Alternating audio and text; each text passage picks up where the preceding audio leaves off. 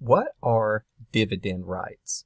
Well, in a corporation, when the corporation is profitable or has excess capital on hand, it will oftentimes return that excess capital to its owners, to its shareholders. So in doing so, the company will declare a dividend. So the dividend is simply a distribution of some retained assets or earnings to the owners of the company.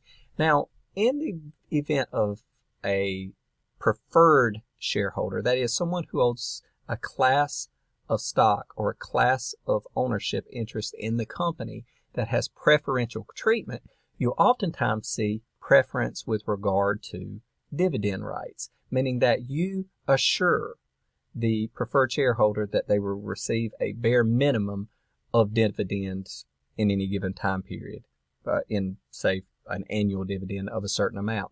Now, generally, the board of directors has to approve and authorize the issuance of a dividend. If you have a preferred shareholder that has a standing right to a dividend, then this can be pre-approved ahead of time, that it's an expectation for them. Now, dividend rights can generally be cumulative or non-cumulative, meaning that if a dividend is owed but it is not issued, does it accumulate over time? That is, if I was to receive a $10 dividend this year, but I didn't receive that, perhaps next year when I'm to receive a $10 dividend, it accumulates, so I would receive a $20 dividend, and my accumulation rights would accrue at the same time or before other shareholders receive their dividend. So I'd receive my $20 at the same time other common shareholders are only receiving their $10. So does my right accumulate, or is it non-cumulative, meaning that if a dividend is not declared and issued, then that right goes away. That is, you do not receive a dividend that year. So that's a common distinction. And another common distinction is participation rights with regard to the dividend. So the preferred shareholder may say, well, I get a preferred dividend every year no matter what.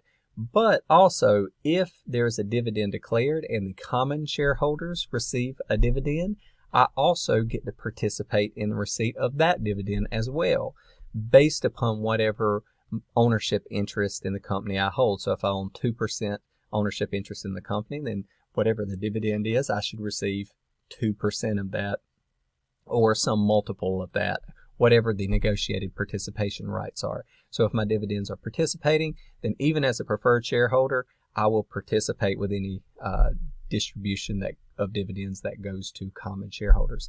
So these are dividend rights and how you commonly see them in startup ventures.